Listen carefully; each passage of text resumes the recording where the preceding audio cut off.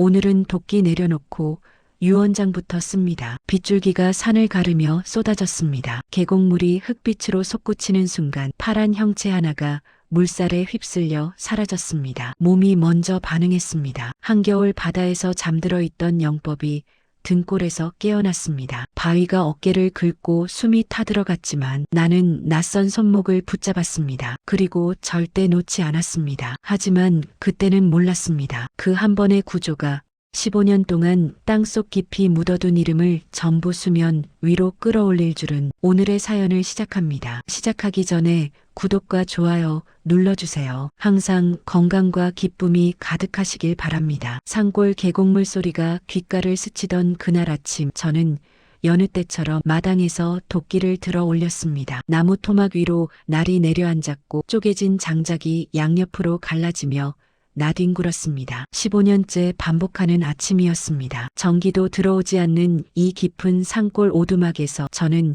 그렇게 하루하루를 보내고 있었습니다. 강진호 씨, 오늘도 나무 패세요? 산길을 지나가던 이장님이 손을 흔들었습니다. 저는 고개만 끄덕이고 다시 도끼를 들어 올렸습니다. 이장님은 제가 무뚝뚝한 걸 알기에 더 이상 말을 걸지 않고 지나갔습니다. 마을 사람들은 저를 산속 노총각이라 불렀습니다. 세상이 피곤해서 도망친 사람쯤으로 여겼을 겁니다. 그들은 몰랐습니다. 제가 왜 이곳에 숨어 사는지, 제 손에 묻은 피가 얼마나 많은지. 오후 2시쯤이었을 겁니다. 하늘이 갑자기 어두워지더니 폭우가 쏟아지기 시작했습니다. 산 계곡은 무섭습니다. 맑던 물이 순식간에 탕류로 변하고 평소엔 발목도 안 차던 물이 어른 허리까지 불어나는데 채 10분도 걸리지 않습니다. 저는 창문으로 불어난 계곡을 내다보다가 문득 불길한 예감이 들었습니다. 가슴 한쪽이 무겁게 내려앉는 느낌이었습니다. 저는 우비도 챙기지 않고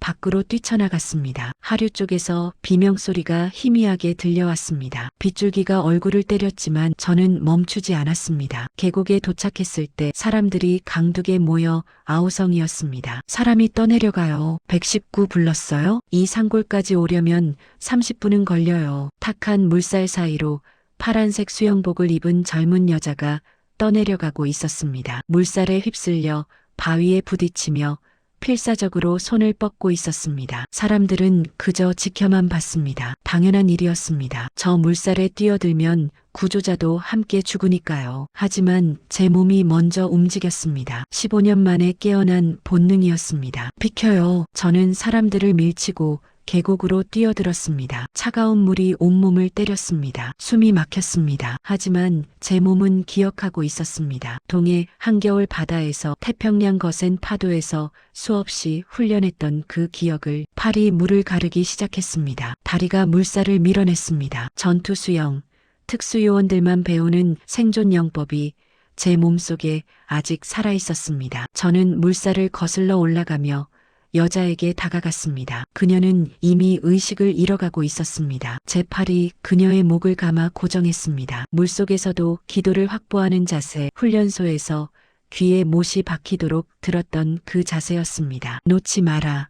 절대 놓지 마라. 교관의 목소리가 귓가에 들렸습니다. 저는 그녀를 안고 강둑으로 헤엄쳤습니다. 바위가 어깨를 찢었습니다. 물이 입으로 들어왔습니다. 하지만 저는 놓지 않았습니다. 저기요, 붙잡으세요. 누군가 던진 밧줄이 눈앞에 떨어졌습니다. 저는 한 손으로 밧줄을 잡았습니다. 사람들이 우릴 끌어올렸습니다. 강둑에 올라오자마자 저는 그녀에게 심폐소생술을 시작했습니다. 정확한 압박 깊이, 정확한 속도. 제 손은 마치 자동으로 움직이는 것 같았습니다. 콜록 콜록. 그녀가 물을 토해냈습니다. 살았습니다. 사람들이 환호했습니다. 누군가 제 어깨를 두드렸습니다. 대단하십니다. 어떻게 저런 물살에서. 하지만 저는 이미 뒤로 물러나고 있었습니다. 사람들의 시선이 부담스러웠습니다. 아니, 두려웠습니다. 제가 누군지 들킬까봐. 119가 왔어요. 구급대원들이 달려왔습니다. 그 틈을 타서 저는 조용히 자리를 떠났습니다. 오두막으로 돌아오는 길,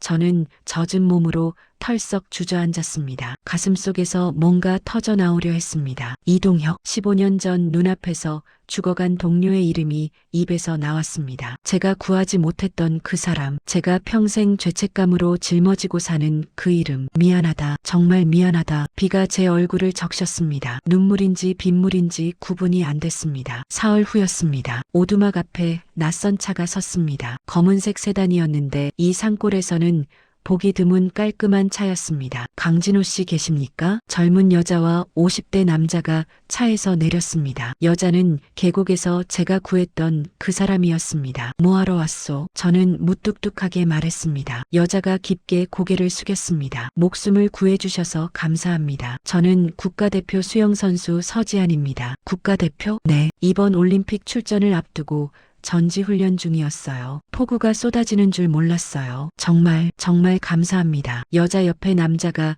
저를 날카롭게 쳐다봤습니다. 그의 눈빛이 심상치 않았습니다. 무언가를 계산하고 있는 눈빛이었습니다. 강진호 씨, 실례지만 어디서 수영을 배우셨습니까? 그냥 독학이요. 독학으로는 불가능합니다. 남자가 한 발 다가왔습니다. 저는 20년간 해군 특수부대에서 복무했습니다. 당신이 사용한 영법, 그건 일반인이 할 수 있는 게 아닙니다. 특히 물속에서 서지안을 고정한 자세, 그건 전투 수영에서 사용하는 인질 구조법입니다. 제 심장이 철렁 내려앉았습니다. 대체 당신은 누구입니까? 모르는 소리요. 그냥 필사적으로 했을 뿐이요. 거짓말입니다. 남자의 목소리가 차가워졌습니다. 당신 같은 사람 딱 보면 압니다. 움직이는 방식, 주변을 경계하는 눈빛, 사람들과의 거리 유지, 전부 훈련받은 사람의 습관입니다. 당신 요원 출신이죠? 돌아가시오. 저는 그냥 산속에 사는 사람일 뿐이요. 코치님, 그만하세요. 서지안이 남자를 말렸습니다. 하지만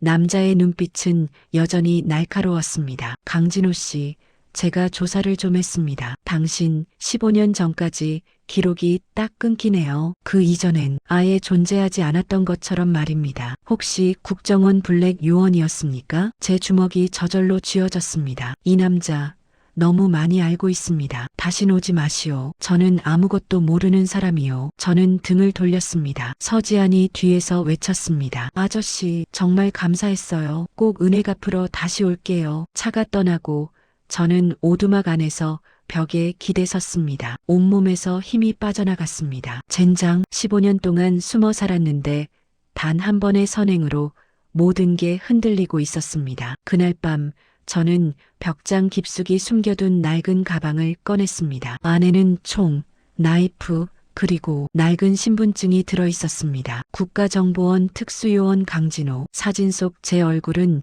지금보다 15년은 젊어 보였습니다. 그때는 살아 있었습니다. 지금은 그저 숨만 쉬고 있을 뿐입니다. 사진 옆에는 또 다른 얼굴이 있었습니다. 제 파트너였던 이동혁. 작전 중 적의 총에 맞아 제 품에서 죽어간 그 사람. 진호야, 내 딸 부탁한다. 그게 그의 마지막 말이었습니다. 하지만 저는 지키지 못했습니다. 조직에서 지워진 저는 그의 가족조차 찾아갈 수 없었습니다. 저는 다시 가방을 벽장 깊숙이 밀어 넣었습니다. 과거는 과거에 묻어두어야 합니다. 하지만 운명은 그렇게 쉽게 저를 놓아주지 않았습니다. 일주일이 지났습니다. 저는 여느 때처럼 장작을 패고 텃밭에 물을 주고 해가 지면 오두막 안에서 책을 읽었습니다. 하지만 마음 한쪽이 계속 무거웠습니다. 서지안과 그 코치가 다시 올까봐, 아니면 더 큰 문제가 생길까봐 불안했습니다. 어느 날 저녁이었습니다. 해가 막 넘어가고 있을 때 오두막 문을 두드리는 소리가 들렸습니다. 아저씨, 계세요? 서지안의 목소리였습니다. 저는 문을 열었습니다. 그녀는 혼자였습니다. 손에는 과일 바구니를 들고 있었고 얼굴에는 환한 미소가 번져 있었습니다. 코치님은 안 오셨소? 코치님은 서울로 돌아가셨어요. 저만 훈련 마저 하러 남았어요. 저는 안도의 한숨을 내쉬었습니다. 들어오시오. 오두막 안은 좁았지만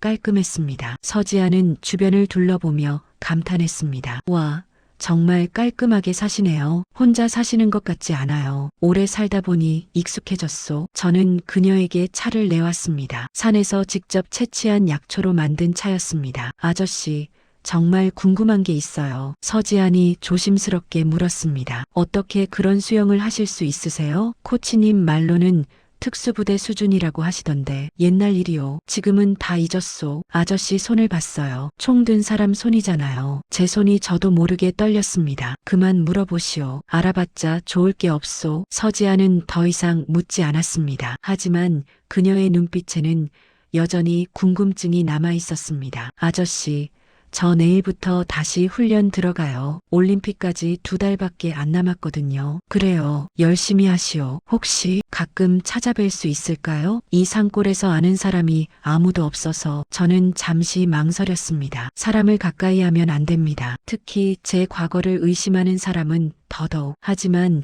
그녀의 눈빛을 보니 거절할 수가 없었습니다. 가끔은 괜찮소. 서지안이 환하게 웃었습니다. 그날부터 서지안은 일주일에 한두 번씩 오두막을 찾아왔습니다. 훈련이 끝나면 산길을 올라와서 차 한 잔 마시고 가곤 했습니다. 처음에는 어색했습니다. 15년 동안 혼자 살았던 저에게 누군가와 대화를 나눈다는 게 낯설었습니다. 하지만 서지안은 밝았습니다. 훈련 이야기, 올림픽 준비 이야기, 어릴 적 꿈 이야기를 들려주곤 했습니다. 아저씨, 저희 아빠도 수영을 좋아하셨대요. 어느 날 저녁 서지안이 말했습니다. 아버지가 수영을 하셨소? 네. 엄마 말로는 아빠가 물에서 노는 걸 정말 좋아하셨대요. 근데 제가 5살 때 돌아가셔서 기억이 별로 없어요. 제 가슴 한쪽이 무겁게 내려앉았습니다. 아버지, 어떻게 돌아가셨소? 임무 중에 돌아가셨다고만 들었어요. 자세한 건 아무도 말해주지 않았어요. 목구멍이 바짝 말랐습니다. 설마. 하지만 저는 더 이상 묻지 않았습니다. 아저씨는 가족이 없으세요? 없소. 외롭지 않으세요? 익숙해졌소. 서지안이 제 손을 잡았습니다. 저도 외로웠어요. 아빠 없이 자라면서 엄마는 재혼하셨고 새아버지는 좋은 분이지만 그래도 친아빠가 그리웠어요. 그녀의 눈에 눈물이 맺혔습니다. 저는 손을 빼려 했지만 그녀는 놓지 않았습니다. 아저씨, 가끔 제 아빠처럼 느껴져요. 왜 그런지 모르겠어요. 가슴이 찢어지는 것 같았습니다. 그날 밤 서지안이 돌아간 후 저는 다시 벽장을 열었습니다. 이동혁의 사진을 꺼내 한참 들여다봤습니다. 동혁아, 내 딸이 이렇게 컸어. 넌 봤냐? 며칠 후였습니다. 서지안이 평소보다 늦은 시간에 왔습니다. 밤 9시가 넘은 시각이었습니다. 아저씨, 그녀의 목소리가 다급했습니다. 저는 문을 열었습니다. 서지안의 얼굴이 창백했습니다. 무슨 일이요? 누가 저를 따라오는 것 같아요.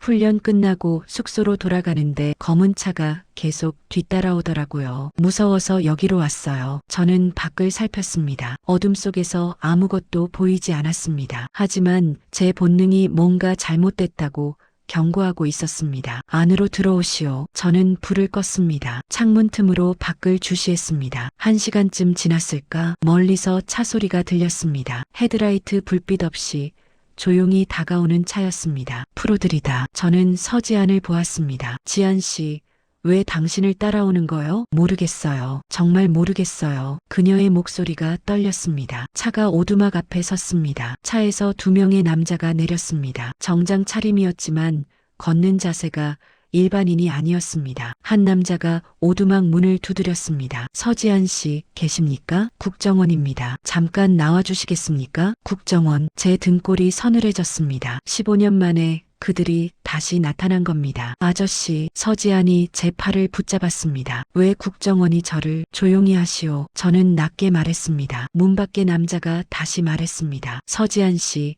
협조 안 하시면 강제로 모셔가겠습니다. 당신 주변 인물 조사 차원입니다. 주변 인물 조사. 그 말의 의미를 저는 알고 있었습니다. 그들은 서지안을 통해 저를 찾아낸 겁니다. 지안 씨, 저는 그녀를 돌아봤습니다. 뒷문으로 나가시오. 산길을 따라 내려가면 마을이 나올 겁니다. 아저씨는요? 저는 여기 남겠소. 안 돼요. 가요. 저는 그녀를 뒷문 쪽으로 밀었습니다. 서지안이 울먹이며 뒷문을 열고 나갔습니다. 저는 깊이 숨을 들이쉬었습니다. 그리고 문을 열었습니다. 2 남자가 저를 보며 미소 지었습니다. 안녕하십니까? 강진호 씨. 아니, 유령이라고 불러야 할까요? 유령? 그건 조직에서 부르던 제 코드명이었습니다. 누구요? 15년 만입니다. 기억 안 나십니까? 한 남자가 한 발 다가왔습니다. 우린 같은 편이었습니다. 아니, 같은 편이었어야 했죠. 당신이 배신하기 전까지는요. 저는 배신한 적 없소. 그래요? 그럼 왜 조직을 떠났습니까? 왜 증거를 숨겼습니까? 모르는 소리요. 남자가 비웃었습니다. 강진호 씨,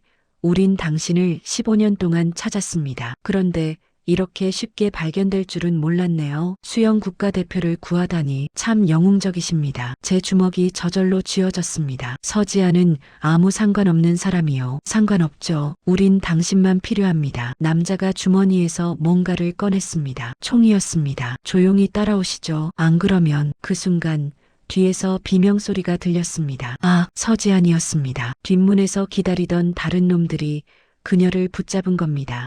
저는 그쪽으로 뛰려 했지만 총구가 제 머리를 겨눴습니다. 움직이지 마세요. 서지안이 끌려왔습니다. 2명의 남자가 그녀의 팔을 붙잡고 있었습니다. 아저씨, 강진호 씨, 선택하세요. 당신이 순순히 따라오면 이 여자는 놓아줍니다. 안 그러면 남자가 서지안의 목에 총을 겨눴습니다. 이 여자부터 죽입니다. 하지만 진짜 문제는 그 다음에 시작되었습니다. 좋소, 제가 가겠소. 저는 천천히 손을 들어 올렸습니다. 서지안이 울부짖었습니다. 아저씨, 안 돼요. 지안 씨, 괜찮소. 저는 최대한 침착하게 말했습니다. 하지만 제 손끝은 미세하게 떨리고 있었습니다. 남자가 비웃었습니다. 역시 바보 같은 놈. 영웅 놀이는 언제 그만둘 겁니까? 서지안만 놓아주시오. 제가 원하는 대로 하겠소. 당연하죠. 남자가 손짓했습니다. 서지안을 붙잡고 있던 놈들이 그녀를 밀쳤습니다. 서지안이 비틀거리며 제 앞으로 넘어졌습니다. 지안 씨, 산 아래로 내려가시오. 마을에 가서 경찰에 신고하시오. 아저씨는요? 저는 괜찮소. 거짓말이에요. 서지안이 제 팔을 붙잡았습니다. 저 사람들 아저씨를 죽일 거예요. 안 죽일 겁니다. 저한테 필요한 게 있으니까요. 저는 그녀의 손을 떼어냈습니다. 가요. 빨리. 서지안이 눈물을 흘리며 뒤를 돌아봤습니다. 하지만 결국 산길로 뛰어내려갔습니다. 그녀의 발소리가 점점 멀어졌습니다. 훈훈하네요. 남자가 비웃었습니다. 이제 우리끼리 얘기합시다. 뭘 원하는 거요? 당신이 숨긴 증거요. 15년 전 이동혁과 함께 빼돌린 그 파일들 말입니다. 이동혁, 그 이름을 듣는 순간 제 가슴이 무너져 내렸습니다. 이동혁은 죽었소? 알고 있습니다. 우리가 죽였으니까요. 남자의 목소리가 차갑게 식었습니다. 당신들이 조직 내부 비리를 캐내려고 했죠. 무기거래, 뇌물 횡령, 그걸 다 기록해서 언론에 넘기려고 했습니다. 하지만 우린 막았어요. 이동혁을 제거했고 당신은 도망쳤죠. 제 주먹이 떨렸습니다. 이동혁을 당신들이, 네, 우리가 쐈습니다. 작전 중 적의 총에 맞은 것처럼 꾸몄죠. 완벽한 은폐였습니다. 당신만 빼고요. 남자가 총을 제 머리에 바짝 들이댔습니다. 증거가 어디 있습니까? 없소. 거짓말. 남자가 방아쇠를 당기려는 순간 저는 움직였습니다. 15년간 묻어뒀던 본능이 깨어났습니다. 제 손이 그의 손목을 틀었습니다. 총이 허공을 향했고 총성이 울렸습니다. 땅. 동시에 제 팔꿈치가 그의 턱을 가격했습니다. 그가 뒤로 쓰러졌습니다. 나머지 3명이 일제히 총을 겨눴습니다. 저는 쓰러진 남자를 방패 삼아 구르며 그의 총을 집어들었습니다. 땅땅땅. 총성이 밤 공기를 찢었습니다. 첫 번째 놈의 어깨를 맞췄습니다. 두 번째 놈의 다리를 맞췄습니다. 크악, 으아. 하지만 세 번째 놈의 총알이 제 옆구리를 스쳤습니다. 뜨거운 통증이 온몸으로 퍼졌습니다. 피가 옆구리에서 흘러내렸습니다. 제 손이 상처를 감쌌지만 피는 계속 흘렀습니다. 강진호. 처음 남자가 일어나며 소리쳤습니다. 입가에서 피가 흘렀지만 눈빛은 여전히 날카로웠습니다. 15년 동안 숨어 살았더니 실력이 녹슬었군. 예전 같았으면 다 죽였을 텐데. 저는 총을 겨눴지만 손이 떨렸습니다. 피가 너무 많이 나갔습니다. 증거가 어디 있냐고. 없다고 했소. 거짓말. 이동혁이 죽기 전에 당신한테 넘겼을 겁니다. 남자가 다가왔습니다. 마지막으로 묻겠습니다. 증거가 어디 있습니까? 모르겠소. 그래요? 그럼 당신이 아까 보낸 그 여자 서지안이라고 했죠? 그 여자한테 물어봐야겠네요. 제 심장이 멎는 것 같았습니다. 서지안은 아무것도 몰라요. 상관없습니다. 우린 필요하면 누구든 죽입니다. 이동혁처럼요. 이계 자식. 저는 총을 쏘려 했지만 남자가 더 빨랐습니다. 그의 총이 제 손을 맞췄습니다. 땅, 으악, 총이 손에서 떨어졌습니다. 저는 무릎을 꿇었습니다. 온몸에서 힘이 빠져나갔습니다. 강진호, 당신은 15년 전에 죽었어야 했습니다. 남자가 제 머리에 총을 겨눴습니다. 이제 끝입니다. 그 순간이었습니다. 멀리서 사이렌 소리가 들려왔습니다. 경찰이었습니다. 젠장, 남자가 욕을 뱉었습니다. 철수한다. 남자들이 서둘러 차에 올라탔습니다. 부상당한 놈들도 억지로 끌고 갔습니다. 차들이 빠르게 사라졌습니다. 저는 그 자리에 쓰러졌습니다. 피가 계속 흘렀습니다. 의식이 흐려졌습니다. 이동혁, 미안하다. 내 딸을 지키지 못했다. 아저씨, 어디선가 서지안의 목소리가 들렸습니다. 아저씨, 정신 차리세요. 그녀가 제 얼굴을 두드렸습니다. 119가 오고 있어요. 조금만 버티세요. 저는 그녀를 보려 했지만 눈이 떠지지 않았습니다. 아저씨, 제발. 서지안의 목소리가 점점 멀어졌습니다. 그리고 모든 게 어둠 속으로 사라졌습니다. 눈을 떴을 때 하얀 천장이 보였습니다. 병원이었습니다. 온몸이 욱신거렸습니다. 특히 옆구리와 손이 심하게 아팠습니다. 깨어나셨어요. 옆에서 서지안의 목소리가 들렸습니다. 저는 천천히 고개를 돌렸습니다. 서지안이 눈물을 흘리며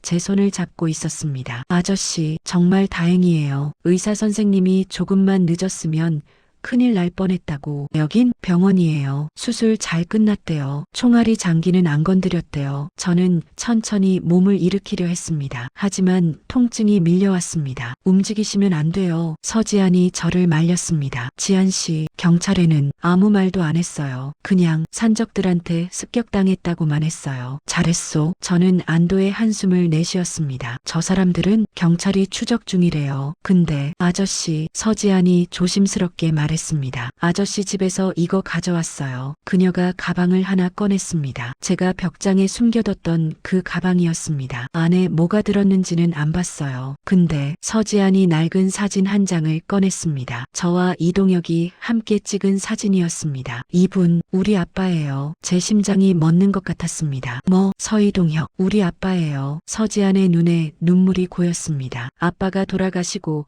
엄마가 재혼하시면서 성이 바뀌었어요. 서시로요. 근데 이 사진, 아저씨가 왜 우리 아빠 사진을 가지고 계세요? 저는 입을 열 수가 없었습니다. 목구멍이 막혔습니다. 아저씨, 우리 아빠 아셨어요? 그래요. 제 목소리가 떨렸습니다. 내 아버지는 제 파트너였소. 함께 일했던 동료였소. 그럼 아빠가 돌아가셨을 때 내 눈앞에서 죽었소? 저는 눈을 감았습니다. 15년 전 그날이 선명하게 떠올랐습니다. 우린 조직 내부 비리를 폭로하려고 했소. 무기거래, 뇌물, 온갖 더러운 거래들. 우린 그걸 막으려 했소. 하지만 제 목소리가 끊겼습니다. 배신당했소. 조직 내부에 있던 놈들이 우릴 제거하려 했소. 작전 중에 내 아버지가 총에 맞았소. 내 품에서 죽어갔소. 서지안이 손으로 입을 막았습니다. 아빠의 마지막 말이 뭐였는지 아시오? 저는 떨리는 목소리로 말했습니다. 내 딸 부탁한다였소. 하지만 저는 지키지 못했소. 조직에서 지워진 저는 당신을 찾을 수도 지킬 수도 없었소. 아저씨, 미안하오. 정말 미안하오. 제 눈에서 눈물이 흘러내렸습니다. 15년 동안 참았던 눈물이 터져 나왔습니다. 내 아버지를 지키지 못했소. 당신마저 위험에 빠뜨렸소. 서지안이 제 손을 꽉 잡았습니다. 아니에요. 뭐, 아빠 일기장이 있었어요. 서지안이 떨리는 목소리로 말했습니다. 마지막 작전 전에 쓴 거예요. 거기 이렇게 적혀 있었어요. 그녀가 눈을 감고 외웠습니다. 만약 내가 돌아오지 못하면 진호가 내 딸을 지켜줄 거다. 그 친구라면 믿을 수 있다. 세상에서 가장 믿을 수 있는 사람이다. 제 가슴이 터질 것 같았습니다. 아저씨, 15년 전엔 아빠를 못 지켰을지 몰라도 오늘은 저를 구해주셨잖아요. 지안 씨, 이제 죄책감에서 벗어나세요. 아빠도 그걸 원하실 거예요. 서지안이 제 손을 자기 이마에 가져다 댔습니다. 아빠가 믿었던 사람이 저를 살렸어요. 그걸로 충분해요. 저는 한참을 울었습니다. 15년 동안 쌓였던 모든 것들이 터져나왔습니다. 서지안도 함께 울었습니다. 우린 한참을 그렇게 있었습니다. 아버지를 잃은 딸과 친구를 잃은 남자가 15년 만에 만나 함께 울었습니다. 아저씨, 한참 후 서지안이 말했습니다. 저 사람들 다시 올 거예요. 그렇죠? 저는 고개를 끄덕였습니다. 그럼 어떡해요? 모르겠소. 사실이었습니다. 저는 정말 몰랐습니다. 증거는 진작에 사라졌고 저는 이제 늙고 다친 몸뚱이 하나뿐이었습니다. 그때였습니다. 병실 문이 열렸습니다. 서지안의 코치가 들어왔습니다. 그리고 그 뒤로 낯선 남자 둘이 따라 들어왔습니다. 강진호 씨, 코치가 말했습니다. 제대로 소개하겠습니다. 저는 현재 국정원 감사실 소속입니다. 그리고 이 두 분은 검찰 수사관입니다. 제 몸이 굳었습니다. 15년 전 사건 다시 조사하고 있습니다. 당신의 증언이 필요합니다. 모든 것이 달라지기 시작했습니다. 제 증언이요? 저는 코치를, 아니 국정원 감사관을 똑바로 쳐다봤습니다. 15년이나 지났는데 지금 와서 왜 조사를 하는 겁니까? 감사관이 의자를 당겨 앉았습니다. 5년 전부터 내부 고발이 들어왔습니다. 15년 전 이동혁 요원의 죽음이 단순한 작전 실패가 아니라는 증언들이었습니다. 하지만 증거가 없었습니다. 당신이 사라졌고 관련 자료는 모두 폐기됐으니까요. 그런데 왜 지금 당신이 나타났으니까요. 감사관이 서류 몇 장을 꺼냈습니다. 계곡에서 수영 국가대표를 구한 남자, 특수영법을 사용한 50대 은둔자, 해군 특수부대 출신이 그 영법을 보고 의심을 품었고 저한테 연락이 왔습니다. 조사해보니 강진호, 15년 전 사라진 블랙 요원이더군요. 제 주먹이 저절로 쥐어졌습니다. 저를 감시했던 겁니까? 보호했다고 표현하고 싶습니다. 어젯밤 습격, 우리가 경찰을 보낸 겁니다. 조금만 늦었으면 당신은 죽었을 겁니다. 감사관이 몸을 앞으로 기울였습니다. 강진호 씨, 15년 전 당신과 이동혁 요원이 무엇을 조사했는지 증언해 주십시오. 그래야 우리가 움직일 수 있습니다. 저는 서지안을 봤습니다. 그녀는 긴장한 얼굴로 저를 바라보고 있었습니다. 증언하면 안전을 보장할 수 있습니까? 지안이를 지킬 수 있습니까? 최선을 다하겠습니다. 최선이 아니라 확실하게 보장할 수 있냐고 물었습니다. 제 목소리가 높아졌습니다. 감사관이 잠시 침묵했습니다. 솔직히 말씀드리겠습니다. 상대는 조직 내부 깊숙이 뿌리내린 세력입니다. 15년 동안 살아남았고 지금도 권력을 쥐고 있습니다. 완벽한 보호는 약속할 수 없습니다. 그럼 안 되는 거 아니오. 하지만 감사관의 목소리가 단호해졌습니다. 당신이 증언하지 않으면 그들은 계속 당신을 쫓을 겁니다. 서지안 씨도 위험합니다. 이미 당신과의 연결고리가 드러났으니까요. 도망칠 곳은 없습니다. 저는 이를 악물었습니다. 감사관의 말이 맞았습니다. 증언하십시오. 그리고 우리와 함께 싸우십시오. 그게 유일한 방법입니다. 저는 한참을 고민했습니다. 서지안이 제 손을 잡았습니다. 아저씨,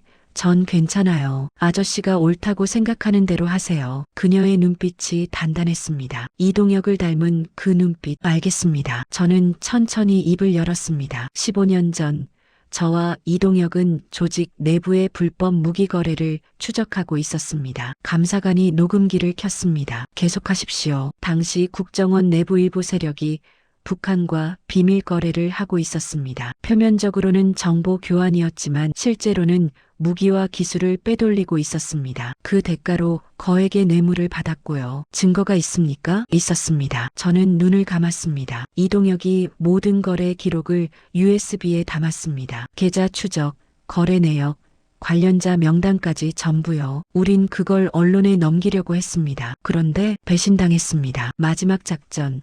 북한 접선책을 체포하러 갔던 작전에서 이동혁이 총에 맞았습니다. 제 목소리가 떨렸습니다. 처음엔 적의 총인 줄 알았습니다. 하지만 총알 궤적이 이상했습니다. 뒤에서 날아왔거든요. 우리 팀원 중 누군가가 쐈다는 뜻이었습니다. 누가 쐈습니까? 모릅니다. 혼란 속에서 확인할 수 없었습니다. 하지만 분명한 건 조직 내부에서 우릴 제거하려 했다는 겁니다. 감사관이 메모를 했습니다. 그 USB는 어디 있습니까? 이동혁이 죽으면서 제게 넘겼습니다. 하지만 저는 주먹을 쥐었습니다. 도망치는 과정에서 잃어버렸습니다. 추적을 따돌리느라 강에 빠졌고 그때 모든 걸 잃었습니다. 젠장. 감사관이 한숨을 내쉬었습니다. 증거 없이는 움직이기 어렵습니다. 하지만 증언은 할 수 있습니다. 제가 본 것, 들은 것, 경험한 것을요. 증언만으로는 부족합니다. 상대는 고위층입니다. 확실한 물증이 필요합니다. 그때였습니다. 서지안이 조용히 말했습니다. USB 혹시 작고 파란색이었나요? 모두의 시선이 그녀에게 쏠렸습니다. 뭐라고요? 엄마가 가지고 계세요. 서지안의 목소리가 떨렸습니다. 아빠 유품 중에 작은 파란색 USB가 있었어요. 엄마가 소중하게 보관하고 계셨어요. 아빠가 목숨 걸고 지킨 거라고 하시면서 제 심장이 쿵쿵 뛰기 시작했습니다. 그게 정말 있어? 네. 근데 그게 뭔지는 몰랐어요. 그냥 아빠 추억으로만 생각했어요. 감사관이 벌떡 일어났습니다. 지금 당장 가져올 수 있습니까? 엄마가 서울에 계세요. 전화하면 안 됩니다. 감사관이 손을 저었습니다. 전화는 도청될 수 있습니다. 직접 가서 가져와야 합니다. 제가 갈게요. 서지안이 말했습니다. 안 돼요. 제가 소리쳤습니다. 위험해요. 저놈들이 당신을 노릴 겁니다. 하지만 엄마는 저밖에 모르세요. 갑자기 다른 사람이 찾아가면 안 주실 거예요. 그럼 전화로 설명하고. 아저씨, 서지안이 제 손을 꽉 잡았습니다. 아빠가 목숨 걸고 지킨 거잖아요. 이제 제가 지킬 차례예요. 지안 씨, 괜찮아요. 조심할게요. 감사관이 말했습니다. 우리 요원들이 호위하겠습니다. 서울까지 안전하게 모시고 USB를 확보하는 즉시 보호시설로 이동하겠습니다. 약속하시오. 제가 감사관을 노려봤습니다. 지안이한테 손톱만큼이라도 상처나면 당신들도 가만 안 둘 겁니다. 약속합니다. 다음 날 아침이었습니다. 서지안이 서울로 떠났습니다. 감사관의 요원 4명이 그녀를 호위했습니다. 저는 병실 창문으로 그녀가 탄 차가 멀어지는 걸 지켜봤습니다. 가슴 한쪽이 불안했습니다. 제발 무사히. 감사관이 옆에 섰습니다. 걱정 마십시오. 최정의 요원들입니다. 그래도 강진호 씨. 감사관이 저를 돌아봤습니다. 15년 전 팀원 명단을 기억하십니까? 왜요? 배신자를 찾아야 합니다. 이동혁 요원을 쏜 사람을요. 저는 눈을 감았습니다. 15년 전 그날이 떠올랐습니다. 팀원은 5명이었습니다. 저, 이동혁, 그리고 제 목소리가 굳었습니다. 박민준, 최영수, 김태영, 그들은 지금 어디 있습니까? 박민준은 현재 국정원 2차장입니다. 최영수는 해외 지부장, 김태영은 5년 전 사고로 죽었습니다. 박민준이 2차장? 감사관의 얼굴이 굳었습니다. 그럼, 네, 배신자가 지금 고위층에 있다는 뜻입니다. 그 순간이었습니다. 감사관의 전화가 울렸습니다. 네, 접수. 지금 뭐라고? 감사관의 얼굴이 새하얗게 변했습니다. 강진호 씨.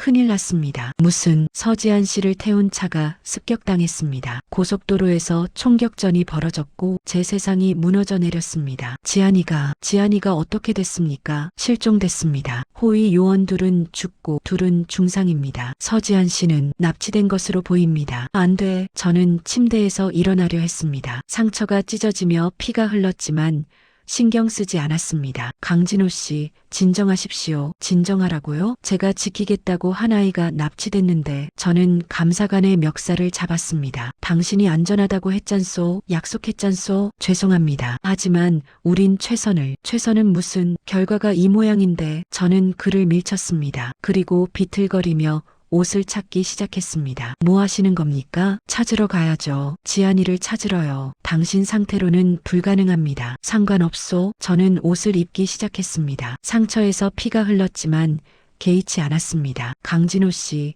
제정신입니까? 당신 혼자 뭘 할 수 있다고. 15년 전에도 혼자였소. 저는 감사관을 똑바로 쳐다봤습니다. 이동혁을 지키지 못했지만 그의 딸만큼은 반드시 살려내겠소. 죽어도 그 아이를 지킬 겁니다. 어떻게 찾을 겁니까? 어디 있는지도 모르는데. 압니다. 저는 주머니에서 뭔가를 꺼냈습니다. 낡은 종이 한 장이었습니다. 이게 뭡니까? 15년 전 이동혁과 제가 추적했던 비밀 아지트 위치입니다. 북한 접선책을 만나던 곳이었죠. 그들이 지안이를 데려갔다면 10중 8구 거기일 겁니다. 확신할 수 있습니까? 15년 전에도 거기서 이동혁을 잃었소. 그들은 같은 장소를 좋아합니다. 익숙한 곳에서 일을 처리하죠. 저는 병실 문을 열었습니다. 강진호 씨, 방해하지 마시오. 아니면 저는 주먹을 쥐었습니다. 당신도 적으로 간주하겠소. 감사관이 한숨을 내쉬었습니다. 알겠습니다. 하지만 혼자 가진 마십시오. 제가 지원팀을 보내겠습니다. 필요 없소. 강진호 씨, 시끄러워. 저는 복도로 나갔습니다. 온몸이 비틀거렸지만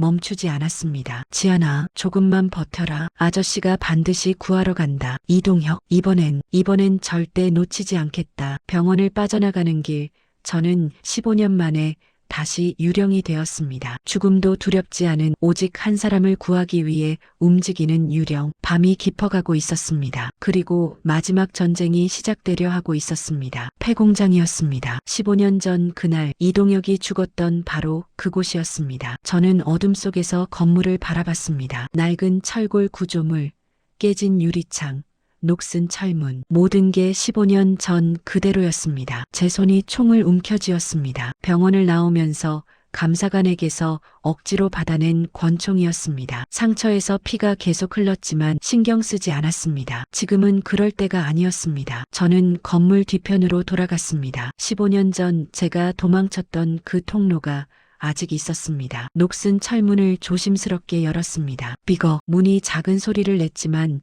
안에서는 아무 반응이 없었습니다. 저는 어둠 속으로 들어갔습니다. 복도가 나왔습니다. 희미한 불빛이 저 끝에서 새어나오고 있었습니다. 저는 벽에 붙어 천천히 다가갔습니다. 목소리가 들렸습니다. 강진호가 올 겁니다. 남자의 목소리였습니다. 안 올 수도 있지. 다른 남자가 대답했습니다. 아니, 옵니다. 15년 전 이동혁을 못 지켰으니까요. 이번엔 반드시 올 겁니다. 그게 그 인간의 약점이죠. 그럼 죽이면 되지. 물론이죠. 하지만 그 전에 USB 위치를 풀어야 합니다. 이 여자가 알까? 이동혁의 딸입니다. 분명 알 겁니다. 저는 문틈으로 안을 살폈습니다. 서지안이 의자에 묶여 있었습니다. 입에는 재갈이 물려 있었고 얼굴에는 멍이 들어 있었습니다. 제 안에서 뭔가 터졌습니다. 하지만 저는 참았습니다. 감정적으로 움직이면 둘 다 죽습니다. 남자는 3명이었습니다. 모두 총으로 무장하고 있었습니다. 셋대 하나, 게다가 난 부상당한 몸. 하지만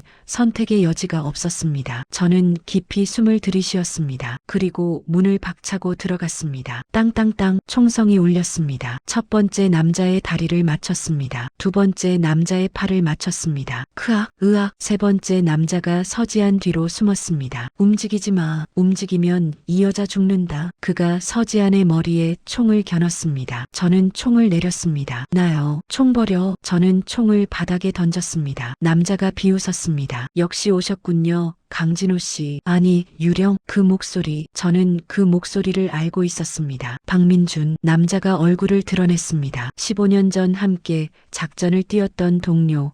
박민준이었습니다. 지금은 국정원 2차장이 된 그 사람. 오랜만이네요, 진호.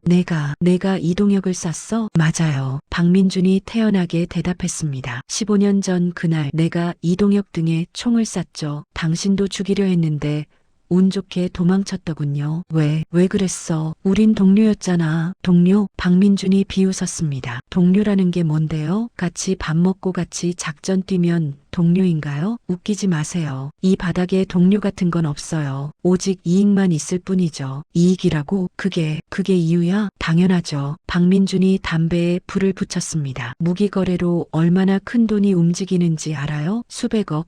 수천억이에요. 그걸 당신들이 망치려고 했죠. 언론에 넘기겠다고, 정의를 실현하겠다고. 개소리 집어치우세요. 이 세상에 정의 같은 건 없어요. 내 손에 죽은 사람이 몇 명인지 알아? 모르죠. 세어본 적도 없고 관심도 없어요. 박민준이 서지안의 머리를 총으로 눌렀습니다. 서지안이 신음했습니다. 이 여자 이동혁 딸이라며? 재밌네요. 15년 전엔 아버지를 죽였고 오늘은 딸을 죽이는 거네요. 손대지 마. 그럼 USB 어디 있는지 말해요. 모른다고 했잖아. 거짓말. 박민준이 방아쇠를 당겼습니다. 땅. 총알이 서지안 옆 벽을 맞췄습니다. 서지안이 눈을 질끈 감았습니다. 다음은 다리예요. 그 다음은 팔, 그 다음은 머리. 선택하세요. 강진호. 제 손이 떨렸습니다. 주먹을 쥐었다 폈다를 반복했습니다. 정말 모릅니다. 15년 전 잃어버렸어요. 그래요? 그럼 이 여자는 필요 없겠네요. 박민준이 다시 방아쇠를 당기려 했습니다. 잠깐. 제가 소리쳤습니다.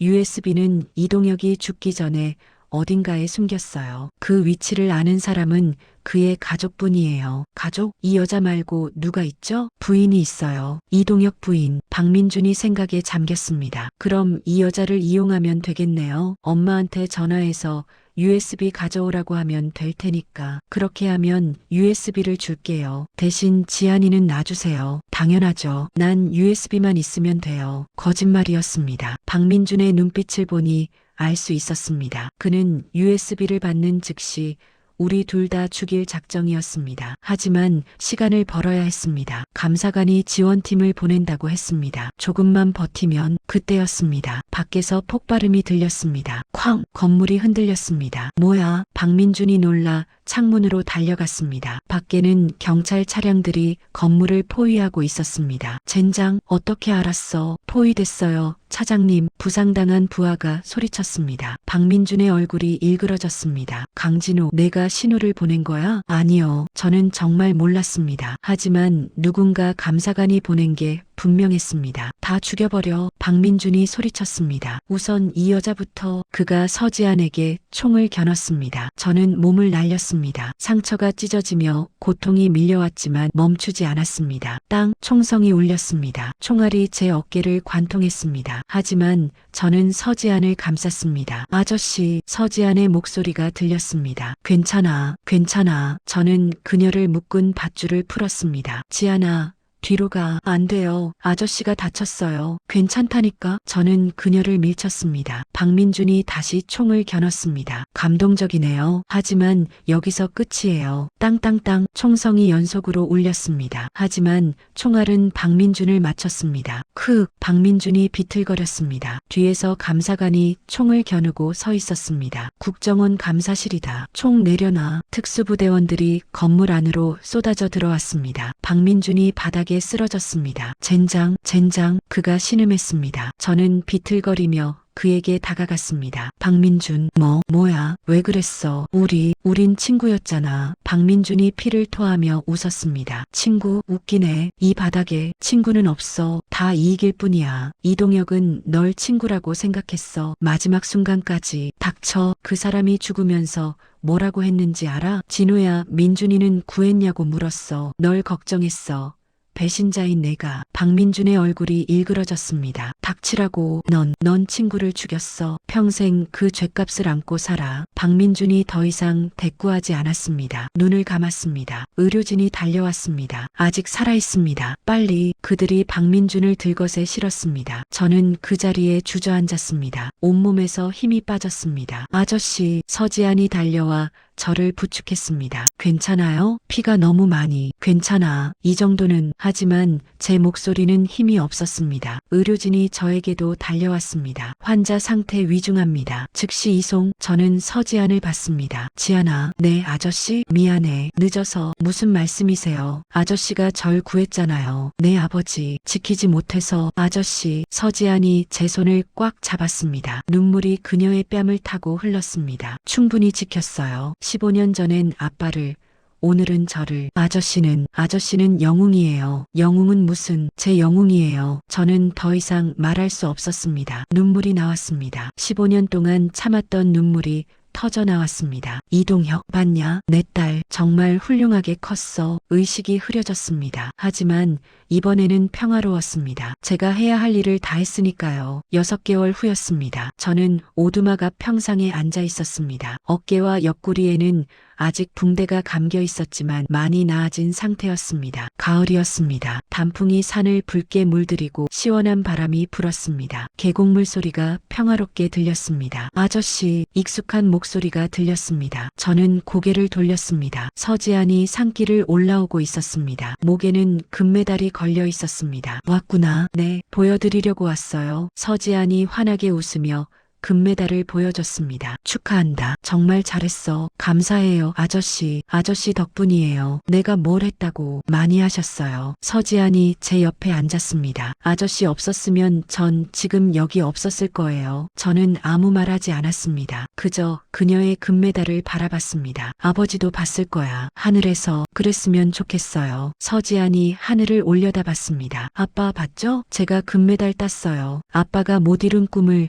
제가 이뤘어요. 바람이 불었습니다. 마치 이동혁이 대답하는 것 같았습니다. 잘했다, 딸. 저는 오두막 안으로 들어가 액자 하나를 꺼냈습니다. 이동혁의 사진이 들어있는 액자였습니다. 내 아버지야. 서지안이 액자를 받아들었습니다. 아빠, 그녀의 눈에 눈물이 맺혔습니다. 아빠, 보고 싶어요. 많이 닮았어. 특히 웃을 때. 정말요? 응, 내 아버지도 그렇게 환하게 웃었어. 서지안이 액자를 가슴에 안았습니다. 아저씨, 이제 자주 올게요. 시즌 끝났으니까 시간 많아요. 그래, 언제든 와. 외롭지 않으세요? 이제는 괜찮아. 정말이었습니다. 15년 동안 혼자였지만 이제는 괜찮았습니다. 서지안이 있으니까요. 이동혁의 딸이 제 곁에 있으니까요. 아저씨, 응, 고마워요. 정말, 정말 고마워요. 내가 고마워. 내가 날 살렸어. 무슨 말씀이세요? 15년 동안 죽은 사람처럼 살았거든. 근데 내가 날 다시 살렸어. 사람답게. 서지안이 제 손을 잡았습니다. 우린 가족이에요, 아저씨. 가족? 네. 아빠가 아저씨를 믿었고